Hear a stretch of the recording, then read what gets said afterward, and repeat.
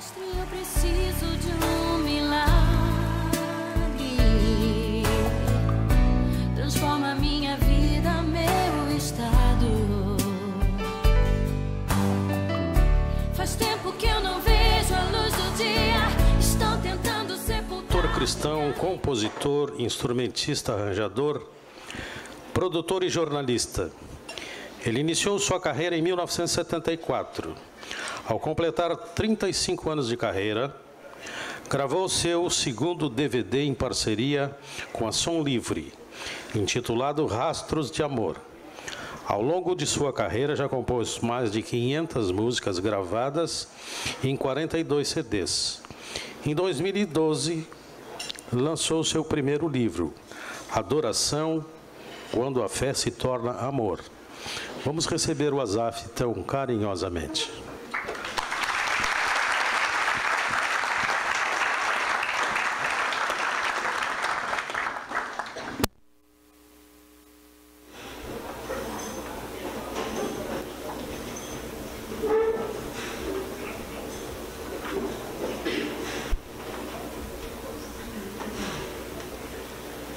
Boa noite a todos. É uma grande honra estar aqui nesse lugar, porque aqui eu estarei fazendo aquilo que eu mais gosto, tocando, cantando as músicas de Deus e também, principalmente, contando a minha história, o que Deus fez na minha vida. Esses dias, conversando com a minha irmã, ela estava lendo algumas coisas da minha história e ela disse: eu não sabia de tudo isso é verdade? Eu disse: é verdade, mas tem algumas coisas aqui que são verdadeiros milagres. Eu disse: Deus faz milagres. Deus faz milagres, e quando o milagre acontece, ele é inquestionável no seu coração. Por isso eu considero minha vida um milagre de restauração, e é por isso que eu estou aqui nessa noite para contar esse milagre e dizer para cada pessoa aqui: você também pode ter um milagre na sua vida. Queria convidar meus amigos e irmãos a cantar uma música comigo. Jesus, em tua presença reunimos-nos aqui, contemplamos tua face e rendemos-nos a ti, pois um dia tua morte trouxe vida a todos nós e nos deu completo acesso ao coração do Pai, e o véu que separava já não separa mais. A luz que outrora apagada agora brilha, e cada dia brilha mais, só pra te adorar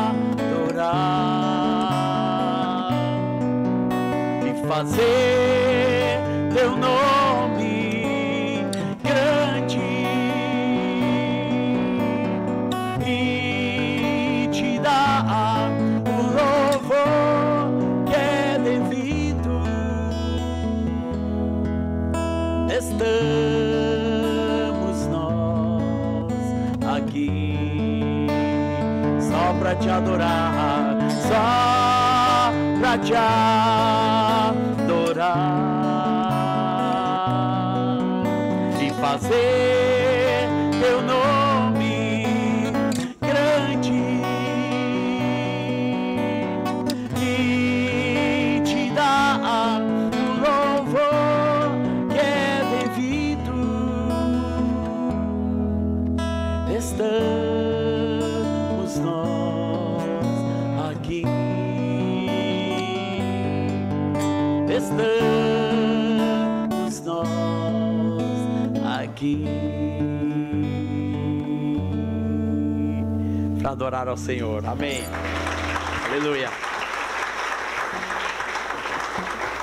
Mas aqui não é o fim da jornada.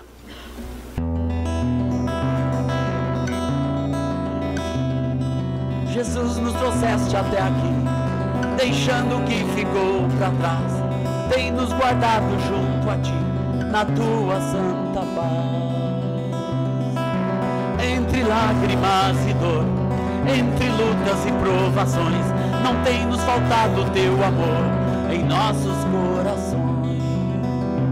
Mas aqui não é o fim da jornada, ainda muito para conquistar nesta estrada. Ó Jesus, leva-nos daqui, dá-nos tua força para seguir, nos ajuda a caminhar, não nos deixes desviar. Ó Senhor, além queremos ir, dá-nos tua força para seguir. Jesus, nos trouxeste até aqui, deixando o que ficou para trás. Tem nos guardado junto a ti, na tua santa paz. Entre lágrimas e dor, entre lutas e provações, não tem nos faltado teu amor em nossos corações. Mas aqui não é o fim da jornada, ainda muito para percorrer nesta estrada. Ó Jesus, leva-nos daqui, dá-nos tua força para seguir, nos ajuda a caminhar, não nos deixes desviar. Ó Senhor, além queremos ir, dá-nos tua força para seguir. Ó Senhor, além queremos ir, dá-nos tua força para seguir. Além queremos ir. Glória a Deus. Tenho a honra de ter convidado e estar comigo. Queria que ele ficasse de pé, meu querido sogro, Roberto Rocha, que é uma testemunha viva deste milagre que Deus tem feito na minha vida. É uma honra ter o meu sogro comigo. Ele é um discípulo de Jesus e um dos meus melhores amigos. Pode sentar, meu sogro. Deus abençoe. Claro, o sogro pode ser um dos seus melhores amigos. Graças a Deus, aleluia. Bem, minha história começa, meus queridos amigos, irmãos, no ano de 1958, no ano que eu nasci. Minha mãe ficou grávida de mim na ilha de São Francisco do Sul, em Santa Catarina, mas o meu pai era um mineiro radical e disse: eu quero ter um filho mineiro. Já tinha nascido minha irmã em Santa Catarina, aquele negócio de barriga verde, coisa nenhuma, vou ter um filho mineiro. Colocou minha mãe grávida, minha irmã dentro de um trem e foi de trem para Minas Gerais. Em 1958, ele era militar, servia no Forte Marechal Luz, em Santa Catarina, e morava ali com a sua família, bem estabelecido na ilha, mas queria um filho mineiro. Quando eu cheguei em Minas, minha mãe já estava com 8 meses, foi no meio de uma licença que ele tirou do exército, e ficou lá para que eu nascesse. Mas quando faltavam poucos dias para eu nascer, e o padre do bairro Melo Viana chegou para minha avó, que era muito católica, e disse: olha, seu filho, seu neto não pode nascer na sua casa, porque a sua filha é evangélica. E evangélico não presta, tem que tirar de lá. Minha avó foi lá e disse: minha filha, Edveras, você tem que sair da nossa casa, você não pode ficar aqui, o padre disse que não é para você ficar aqui. E mandou minha mãe embora. Meu pai ficou indignado, foi para casa de uma tia. Uma semana depois eu nasci, porque o padre nos mandou embora de casa. Então eu já comecei, né? Já comecei no meio de uma balbúrdia. E há uns meses atrás eu estava ministrando na Jornada Mundial da Juventude, né? E muita gente me questionou por que eu tinha feito aquilo. E eu disse: porque toda essa gente precisa de Jesus. Eu não tenho nenhuma raiva, nem de padre, nem de católico. Acho que todas as pessoas precisam de uma experiência verdadeira com o Senhor Jesus, em qualquer lugar. Em qualquer lugar. Aquilo não trouxe nenhuma mágoa, não foi por causa disso que a minha vida, ainda na infância, se afastou totalmente de Deus. E minha mãe era evangélica, tentou nos criar no caminho do Senhor em Santa Catarina, toda a sua família evangélica. Meu pai nunca quis ser evangélico, tinha aquela herança católica forte na sua vida, e aquilo sempre foi um conflito dentro da nossa casa. E nós nos criamos assim, querendo ser evangélico, o pai com aquelas crendices e tudo mais.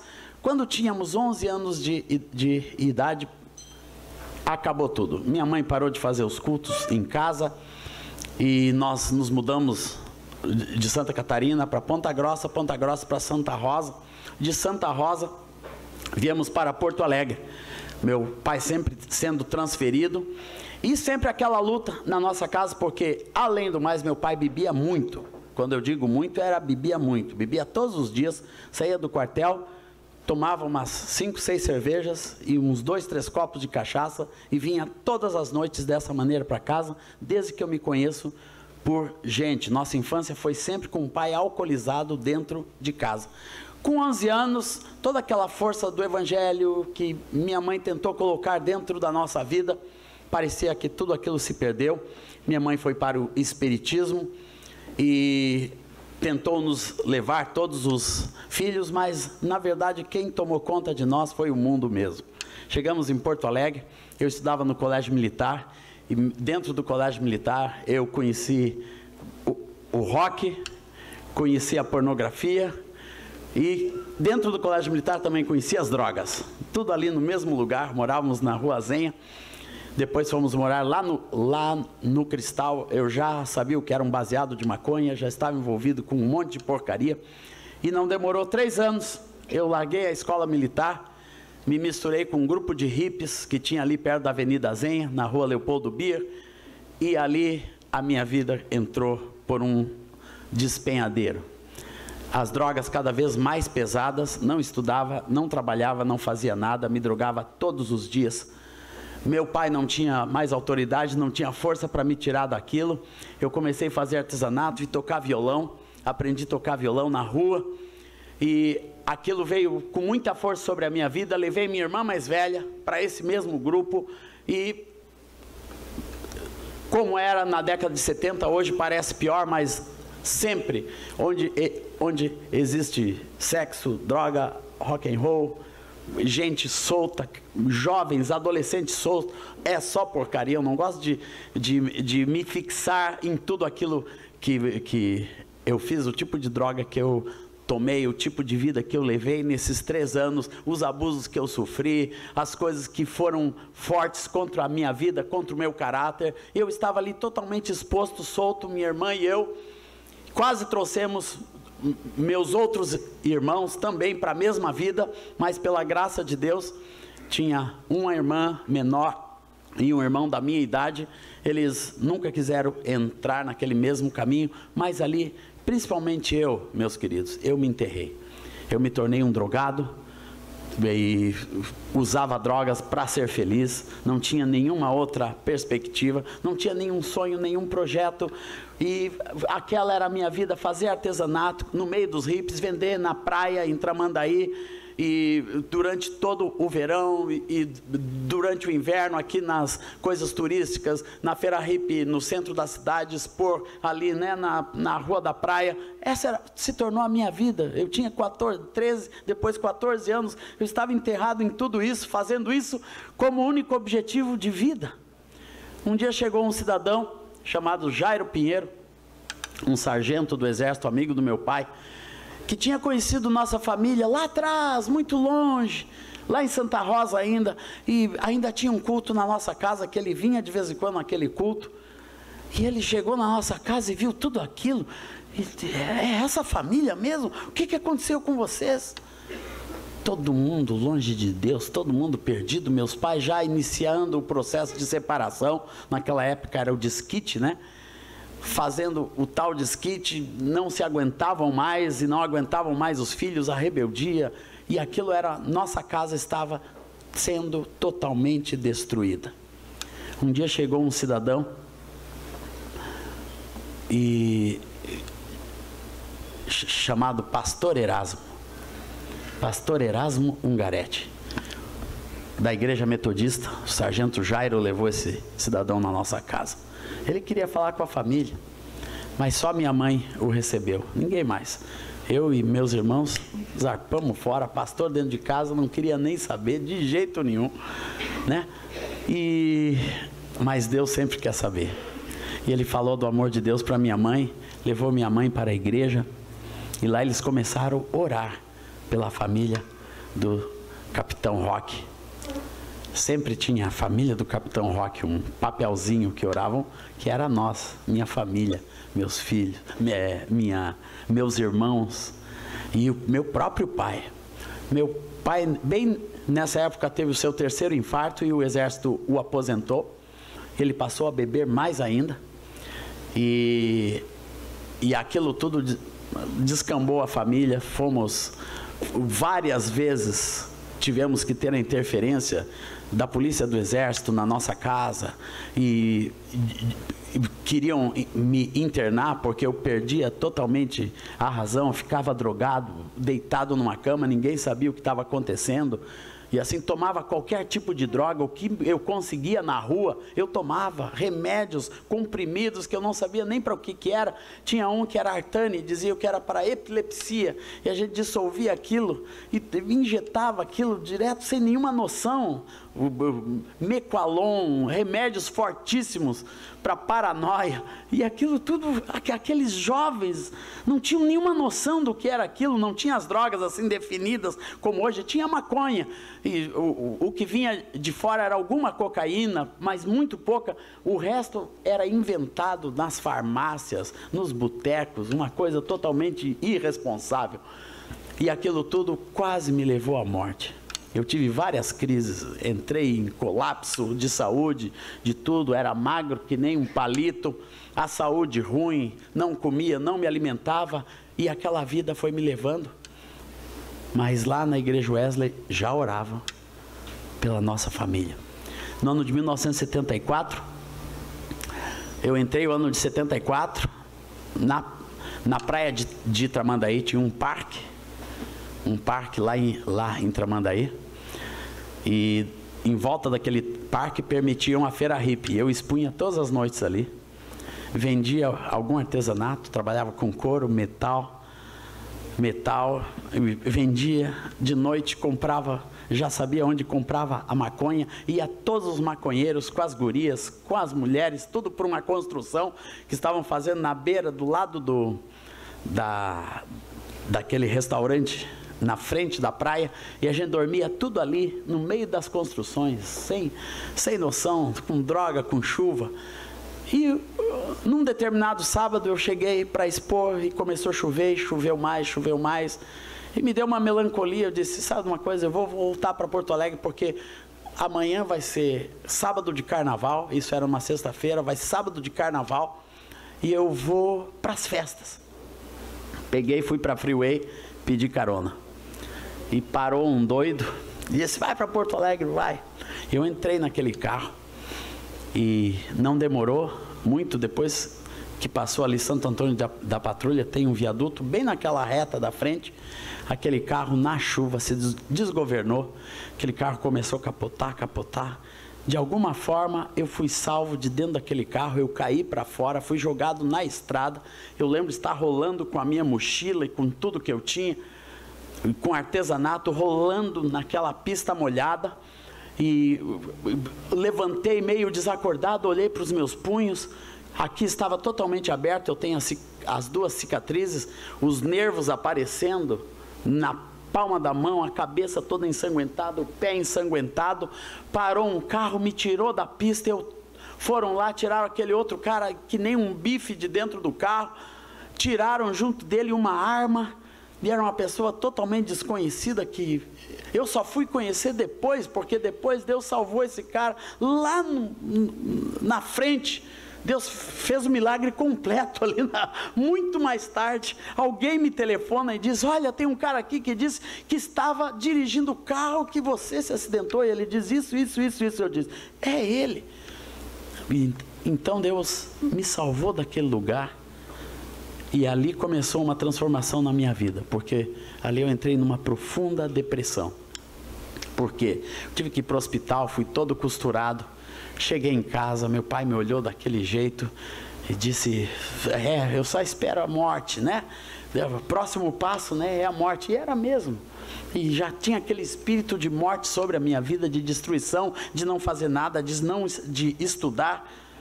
E naquele início, um amigo meu que morava na frente da casa conseguiu um emprego com um cidadão chamado Clovis Kaufmann, que era um empresário que tinha umas lojas de presente ali na Galeria Vila Rica. E eu comecei a ir ali para fazer pacote de presente, todo costurado, todo ruim, saindo daquele acidente. Fiquei por ali um dia, aquele homem tentou me ajudar, ele era um judeu, não era cristão, não tinha nada. Ele falava, rapaz, tu não pode continuar essa vida, o que vai acontecer contigo, qual é o teu futuro, qual é o teu sonho? E ele conversava muito comigo, eu tinha que entregar presentes, eu sentava atrás de um Carmanguia SP2 que ele tinha, ficava ali com um monte de presente, parava na frente das casas, eu ia lá entregar o presente, ele ia conversando comigo. E eu comecei a cair em mim, o que eu estou fazendo com a minha vida? Mas eu não sabia mais para onde ir. Tinha perdido todas as minhas referências de fé. Sabia que a minha mãe estava indo numa igreja. Sabia que a minha mãe estava indo numa reunião de oração com o tal pastor Moisés, pastor Erasmo, mas eu não queria saber de nada. Um dia eu fui buscá-la numa dessas reuniões, estava todo mundo lá se alegrando, cantando hinos. Eu disse, isso não tem nada a ver com a minha vida. Não queria saber daquilo. Mas um dia de tarde, naquele mesmo ano, sequência de meses de 74, aquele homem que tinha vindo na minha casa um ano atrás, voltou.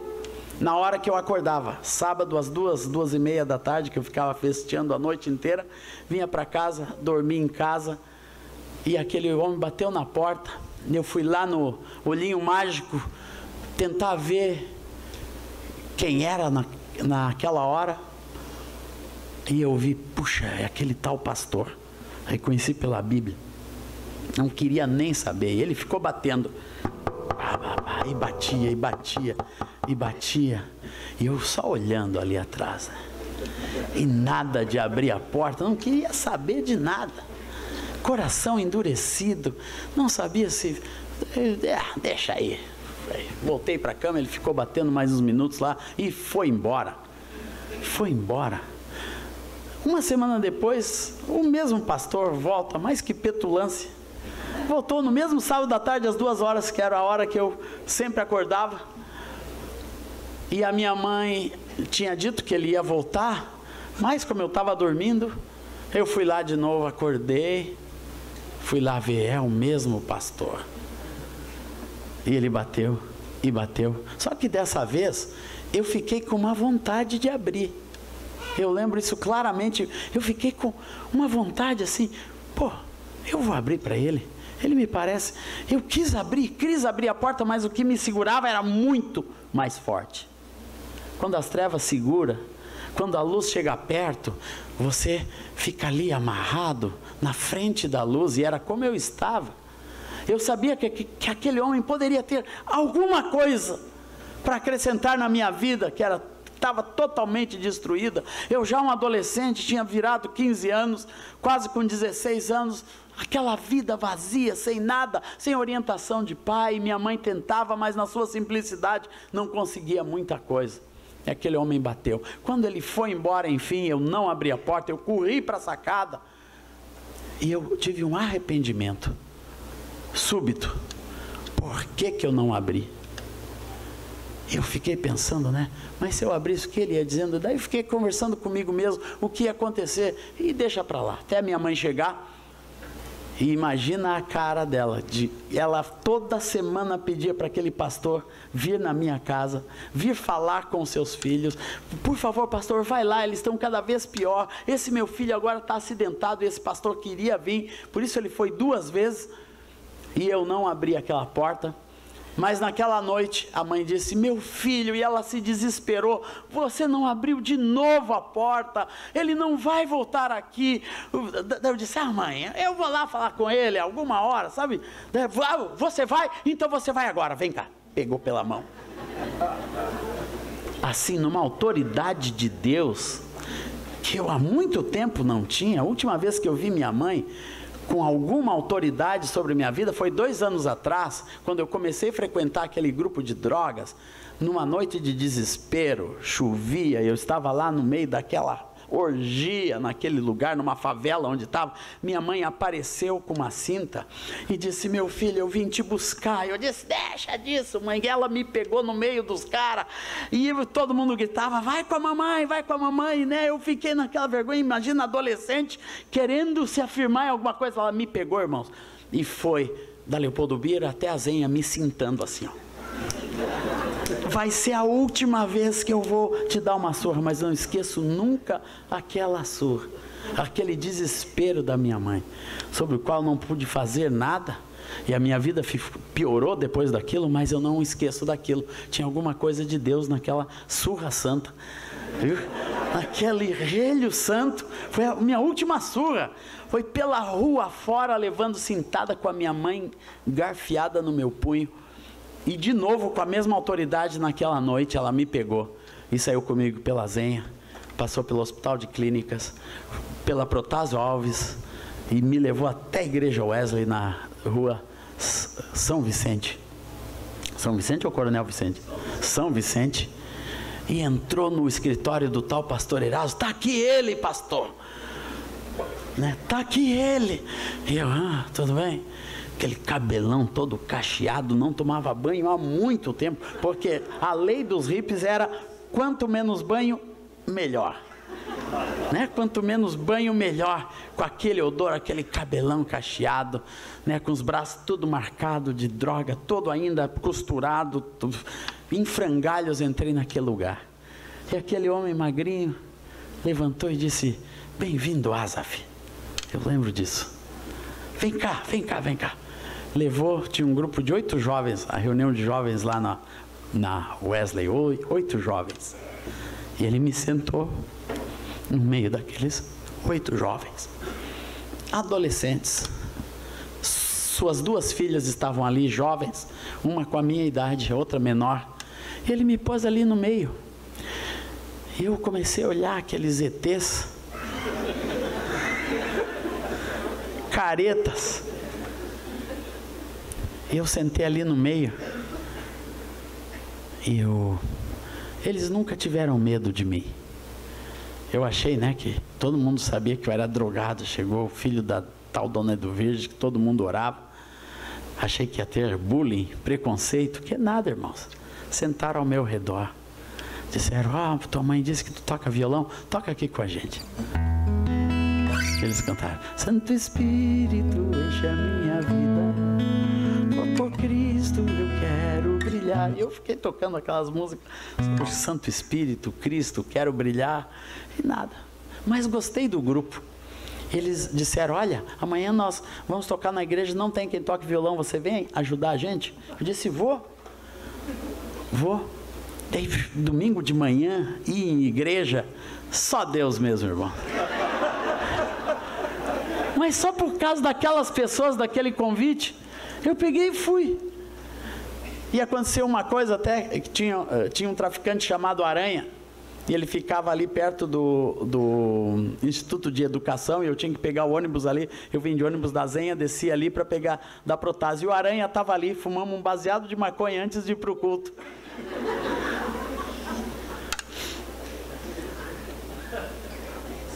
E eu cheguei no culto, né, já chapadão. Toquei, e aqueles irmãos me convidaram: vem sábado que vem. E eu comecei a ir todo sábado, maio, junho, falhava de vez em quando. Eles montaram um conjuntinho que ia ter um grande evento de jovens em agosto. Daí disseram: em julho você tem que vir em todos os ensaios se você quer tocar conosco. E eu comecei a gostar daquelas pessoas. Eles tinham alguma coisa que eu gostaria de ter e sabia que não tinha mais condição de ter por minha própria força. Eu não conseguia mais fazer minha opção. Então a opção na hora era aquela. Eu levei um outro drogadão comigo, que também tocava, e a gente ficava ali na igreja. Mas, irmãos, uma coisa que a igreja tem, que muita gente não acredita mais: conhecereis a verdade, e a verdade vos libertará. A gente tem medo da própria verdade. A gente pensa hoje, né? E se os homossexuais chegarem, e se chega isso, e se chega aquilo, e se chega muçulmano. Conhecereis a verdade, e a verdade vos libertará. Quem se aproxima da verdade não precisa temer. Se você tem certeza da verdade que está no seu coração, não tenha medo de ninguém se aproximar dela. A verdade sempre vai libertar alguém, sempre vai transformar vidas.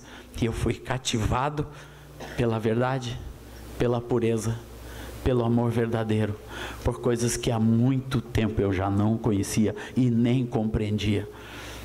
Mas a palavra de Deus diz assim que o crente, ele exala o doce perfume de Cristo. Eu vou dizer uma coisa: tudo que a gente possa falar aqui pode ser questionado por você, mas tem uma coisa que não se questiona: é o perfume de Cristo na vida de alguém. E aquelas pessoas tinham o perfume de Cristo.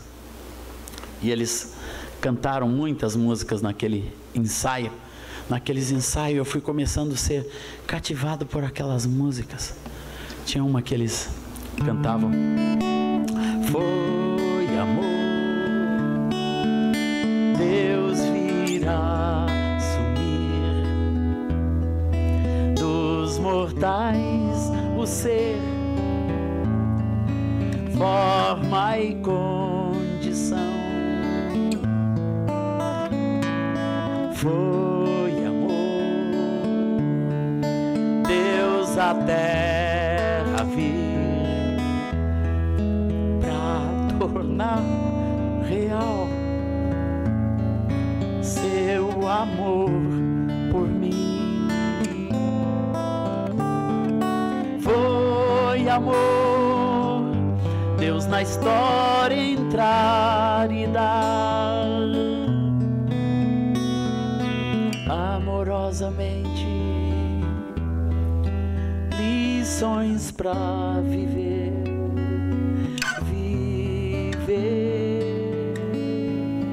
Foi amor, Deus a cruz subir pra salvar a gente assim como eu. Eu ensaiava aquela música e aquela música ia entrando no meu coração. No dia 13 de agosto era aquela concentração de jovens da cidade, aquele pequeno conjunto metodista ia cantar. Eu ficava lá atrás com o violão acompanhando. E no final daquela noite, um querido senhor, depois descobri que era também da família Borba, e meio parente da minha mãe, reverendo Lauro Borba da Silva, estava lá com as suas filhas, Elfa e Zoé. E esse homem falou do amor de Jesus e disse: tem alguém aqui que precisa da sua vida transformada por Jesus e quer isso para a sua vida? Eu disse: eu quero.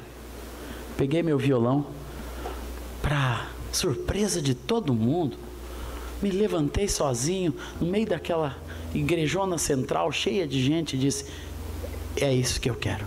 Eu quero ter minha vida transformada por Jesus.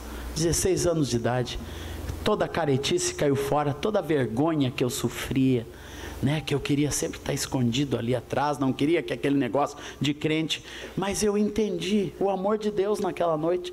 Entendi que Deus fez um sacrifício verdadeiro, que a obra da cruz que Cristo Jesus fez foi realmente para salvar uma pessoa como eu e transformar uma vida como a minha. Daquele jeito, pessoa desesperada, pessoa sem esperança, com a casa desfacelada, que não tinha mais alvo, não tinha mais sonho, nenhuma realização. Eu olhava para trás da minha vida, não tinha feito nada. Nada, não tinha terminado primeiro grau. Era um hippie de meia tigela, porque não tinha dinheiro para as drogas mais fortes, só vivia com porcaria, viu? Só, não tinha nada. Meu pai não tinha carro, não tinha herança, era assim, ó, um João ninguém. João ninguém. Mas são essas pessoas que Deus tem o maior prazer de transformar. E Deus teve a alegria de me transformar. Eu tive a alegria de ser transformado por Jesus, de dizer: Senhor, se tudo isso é verdade, Eu preciso de um milagre na minha vida, de uma transformação. Eu preciso largar tudo isso. Eu não sei como largar tudo isso. E eu voltei aquela noite, no outro dia, falei para esse pastor Eraso, disse: pastor, ontem eu disse para Jesus, pedi para ele transformar a minha vida. Ele disse: Jesus pode transformar a tua vida, vem orar comigo. E orou, e eu comecei a orar com aquele pastor todas as semanas, pastor Samuel. Ele orava pela minha vida.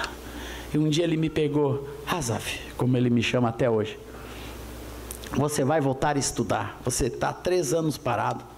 Eu tinha parado lá no colégio militar, abandonado tudo na 6ª série. Você vai estudar. Me levou lá no IPA, falou com o professor Aslide Gic, disse: professor Aslide, esse moço, ele é isso, Deus está tirando ele dessa vida, dessas drogas, e ele precisa voltar a estudar. Me deram uma bolsa de estudo no IPA. Eu terminei o 1º grau, terminei o 2º grau depois, mas no meio disso conheci gente muito amada. Estava falando do pastor Samuel, conheci o pastor Donald, um missionário americano, que começou a tocar comigo, e a gente começou a cantar juntos na igreja, e aquele homem, aquele missionário se interessou comigo, e a gente sentava juntos e começávamos a compor música juntos, e aquele homem, como que aquele homem tinha se interessado por mim, mas o amor de Deus fez tudo aquilo. E junto com o pastor Donald, ainda na década de 70, eu gravei o meu 1º disco com as primeiras músicas que Deus tinha me dado. O disco Celebraremos com Júbilo. Nisso eu já tinha conhecido a Rosana, filha do meu querido sogro, Roberto Rocha. Imagina o dia que eu cheguei na casa do professor Roberto. Ele e a sua esposa, né, assim, professores, doutores de universidade, as suas filhas tudo direitinho, já se preparando para a faculdade. Chega a Rosana e a Lídia com aquele cara: ó pai, esse é aquele cara que é ex-drogado, é ex-tudo, né? Ó, mas não se preocupe, ele já entrou na 6ª série, viu? E elas já tudo na universidade. Ele me olhava. E 1 mês depois eu conversei com a Rosana e disse: Rosana, eu preciso comprar uma bicicleta. Será que tu não me ajuda? Não, mas eu vou falar com meu pai. Foi falar com o seu pai, para ele financiar a bicicleta. Lá nas lojas Renner, ele foi comigo, financiou a minha primeira bicicleta. Daí eu já tinha uma bicicleta e um violão, andava com violão. Ele não sabia que de vez em quando a Rosana sentava no cano da bicicleta, eu descia a Protásio com ela. Daquela bicicleta. Mas já tinha uma bicicleta, e Deus foi transformando a minha vida de tal maneira, irmãos e amigos, que a minha vida começou a ser um testemunho vivo. Os meus pastores pegavam, eu ainda tinha minha mochila e meu violão, já estava estudando, eles iam por aí afora pelo Brasil para falar das coisas que Deus estava fazendo aqui, e me levavam junto com eles. Não sei de onde eles tiravam aquela ideia, né, de que eu dava esse testemunho, eu contava essa história para aquelas pessoas, e sempre alguém era beneficiado. Uma semente de fé nascia, como está nascendo em muitos corações aqui, que Deus pode transformar a sua vida. Deus pode transformar a sua casa. Quantas vezes eu vi minha mãe desesperada no quartinho onde ela orava, depois que ela se voltou de novo para Deus. Foi um ano inteiro de lágrimas pelos seus filhos, todos os seus filhos, cada um pior. Minha irmã era depressiva, minha irmã Carmélia, e eu posso falar isso publicamente porque é parte do seu testemunho. Ela tinha tentado suicídio com 9 anos, depois com 11 anos, e continuava aquele processo de depressão na vida dela. Minha irmã e eu éramos drogados. Meu irmão era um alienado, também vivia na torcida do Inter, fazendo violência, fazia bagunça por aí. Podia ser na do Grêmio também, viu? Não é preconceito. Não entendam mal o que eu contei, que eu só estou contando os fatos. E o meu irmão Abner estava crescendo no meio de tudo aquilo também. Imagina, quando os pais saíam, eu sabia que eles iam viajar para algum lugar. meu pai serviu durante um tempo em Santiago, levava a minha mãe, a casa ficava vazia, nós enchia de drogado, trancava a Carmélia e o Abner dentro de um quarto e rolava a festa, a droga, a música e aquele inferno na casa. Assim, os meus irmãos pequenos, adolescentes, cresceram na nossa casa, mas Deus estava transformando, transformou meu coração. Sabe, quando aquela semente de fé entrou na minha vida, eu sabia que aquilo tinha poder para transformar. Eu não sabia nem para onde iria me levar, porque a minha análise era tão pequena, tão imediata, eu precisava sair de tudo aquilo ali, e Deus simplesmente pegou, começou a me transformar. Eu estudei, Deus foi me prosperando, e foi prosperando a nossa vida. Quando eu falo de prosperidade, meus queridos, eu não estou falando sobre dinheiro, não vim aqui dizer, Deus me deu muito dinheiro. Não, Deus me deu uma nova vida, Deus me deu esperança, e Deus me deu força para continuar, para dar os próximos passos da minha vida. Quando Rosana e Rosana foi e é a mulher da minha vida, que somos 31 anos casados, vamos fazer 32. Eu lembro quando eu fui pedir a mão da Rosana para o professor Rocha e para sua esposa. Minha sogra sempre foi minha aliada, viu, irmãos? Ó, eu e a sogrona aqui ali, ó, sempre de oração, mas meu sogro era meio durão assim, né? E eu cheguei para ele meio pensou o que eu tinha. Eu só tinha mesmo um violão e a bicicleta, que ainda era no nome dele.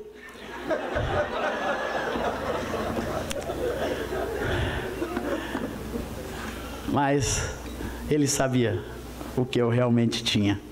Eu tinha a graça do Senhor transformadora na minha vida.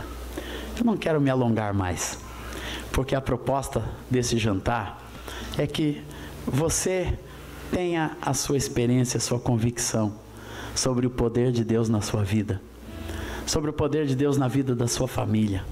Depois de tudo isso, Deus transformou a minha família. Eu lembro quando minha irmã Carmélia saiu do seu quarto, eu estava cantando em casa, ela saiu do seu quarto e disse, é isso que eu preciso. Eu lembro de um telefonema do meu irmão Ener, e disse, Dego, ele me chama, eu hoje acredito nisso, tudo que Deus fez na sua vida, eu quero isso para mim também, tu vem aqui em casa? Eu fui lá em casa e meu irmão disse, eu quero ter minha vida transformada por Jesus. Eu lembro quando meu irmão Abner também teve sua experiência com o Senhor, também cresceu no mundo, muitos anos depois, muito mais tarde, nós trabalhávamos juntos. Felipe nessa época trabalhava comigo, eu trouxe o Abner para trabalhar no meu estúdio, longe do Senhor, e um dia ouvindo as mesmas músicas, Felipe, o Abner simplesmente entendeu o amor de Deus na sua vida, entendeu que Deus o ama e que Deus tem um plano e um propósito muito maior do que simplesmente viver algum tempo. Deus tem para você, meu querido amigo e irmão, uma vida e uma vida eterna, uma vida de paz, alegria nesse mundo. Muita gente pensa que vida eterna, não, depois que eu morrer, não, vida eterna é hoje. Eu já estou vivendo essa vida eterna, desde que Jesus transformou a minha vida. Muita coisa aconteceu na nossa vida. A gente pensa que a vida cristã é só sombra e água fresca. Não, irmãos. Às vezes vem lutas, provações. Rosana e eu tivemos uma filha especial. Vocês conhecem nossa querida Aurora, uma menina portadora de necessidades especiais, com um retardo mental muito grande, muito agudo. Tivemos isso na nossa caminhada. Nunca buscamos as culpas, não. Deus mandou dessa maneira, mas Deus vai continuar sendo soberano sobre isso. E a Aurora é uma bênção na nossa vida, porque nós entendemos que Deus às vezes faz alguns milagres rápidos, mas tem outros milagres que são mais demorados, e são esses que a Aurora provoca na nossa vida. Que Deus não quer apenas o fato de uma cura na nossa filha, Deus quer o processo que ela realiza em nós. E a Aurora veio assim e é uma bênção na nossa vida. Depois tivemos problemas sérios, né? Minha esposa, quando estava grávida do segundo, do André, foi baleada por um assaltante, quase morreu. Então coisas assim acontecem com crente, acontece com pastor, problemas, lutas, tribulações, todo mundo vai ter. Não estou dizendo para você que essa nova vida vai te imunizar contra problema, contra provação, contra luta. Não. Mas a decisão que a gente toma de fé por Cristo Jesus, ela transforma o nosso interior. E você se torna um vencedor. E não importando o que acontece na sua vida, você, como a palavra diz, em todas essas coisas somos mais que vencedores. O que eu me tornei? Um vencedor. Muitos anos depois, mais tarde, depois de 40 anos, eu fiz aquela faculdade que eu sonhava, jornalismo, me formei em jornalista. Depois fui escritor. Nisso eu já tinha gravado dezenas de discos, distribuído pelo mundo afora. E meus discos já estão em 9 línguas, em 20 países. Sou o artista exclusivo, único artista exclusivo da Som Livre no Rio Grande do Sul. É um artista cristão, né? Eu não me chamo de artista, eu sou um ministro, mas eles chamam, né? E distribui meu disco, meu trabalho por esse Brasil afora e pelo mundo afora, agora das mídias sociais. Cheguei nos Estados Unidos para lançar meu livro a semana passada. Todas as pessoas já têm a minha música, meus discos novos, todo mundo conhece já, né? Porque esse trabalho Deus tem mandado. Mas a coisa mais importante da minha vida continua sendo o pequeno milagre da transformação. Poderia aqui ficar contando as coisas maravilhosas que Deus tem feito. Em maio meu livro é lançado no Oriente Médio para todo o mundo árabe. Coisa maravilhosa. Mas nada disso é maior do que viver uma vida maravilhosa, feliz com Cristo Jesus. Ter uma família, ter minha esposa, meus filhos ao redor da minha mesa todos os dias, andar com eles, ter meus sogros, meus irmãos, meus amigos, minha mãe. Meu pai partiu depois, mas foi salvo. Deus transformou a vida dele antes dele ir embora, né? Partiu pro eterno, morreu muito jovem. Mas nós, toda a minha casa, vocês estão vendo aqui, na frente de vocês, e eu só conto essa história, porque hoje eu sou um homem muito feliz. Eu gostaria que cada pessoa aqui tivesse esta experiência de ter a vida transformada por Deus, e fosse também um milagre vivo de Deus. Eu gostaria que cada pessoa aqui, cada pai e mãe, cada mãe que chora pelos seus filhos como minha mãe chorava, daqui a alguns anos, seja aquela mulher alegre, pequenininha, fraquinha, mas que se alegra no Senhor, dizendo: todos meus filhos foram salvos por Jesus e foram transformados por Deus. E ela se alegra e vai, e pega disco e livro e leva para todo mundo, porque Deus, foi um milagre, meus irmãos. Por isso eu não tenho vergonha de derramar lágrimas, dizendo que esta vida é para você também. Não importa a idade que você tenha, pode ser já de alguma idade, ou pode ser um adolescente como eu era, mas quando a semente de fé entra em um coração, para transformar a sua vida, para transformar a tua história, para transformar a história da tua casa, do teu casamento, a história dos teus filhos. Quando a minha mãe foi com aquele sargento Jairo e com aquele pastor, para aquela igrejinha metodista, com meia dúzia de pessoas, para orar pela sua família, ela nem nos seus sonhos pensaria que um dia sua família seria totalmente transformada por Deus. E por isso que eu conto minha história para você. E eu vou cantar mais uma música sobre Deus.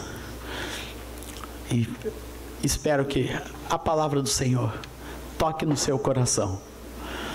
Porque muitas pessoas têm ideias erradas sobre Deus.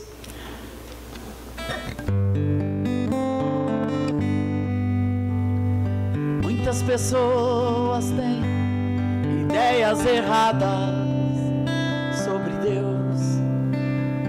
Pensam que Deus é energia ou a natureza.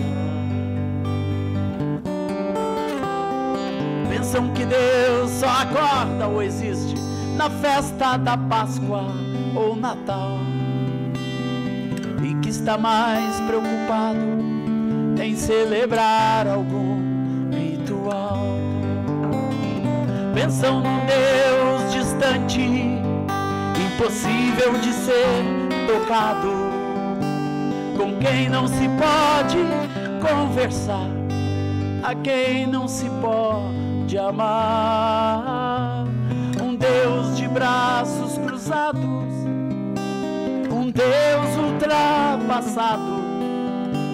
Mas Deus não é assim, Deus é amor.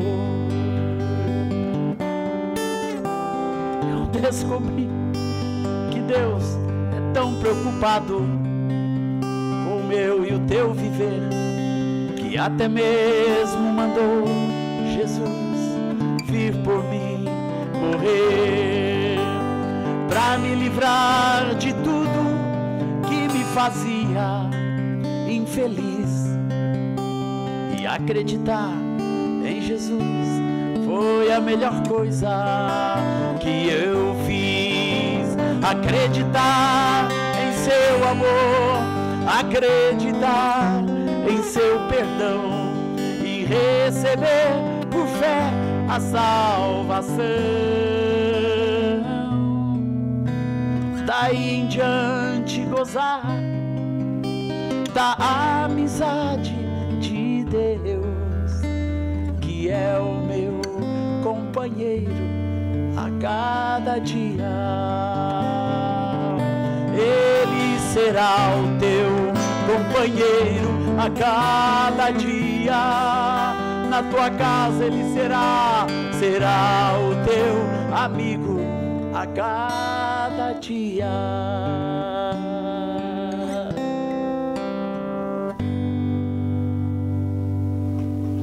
Obrigado.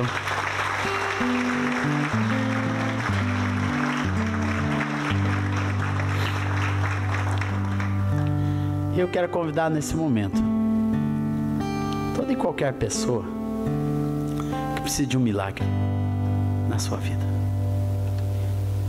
Milagre de transformação.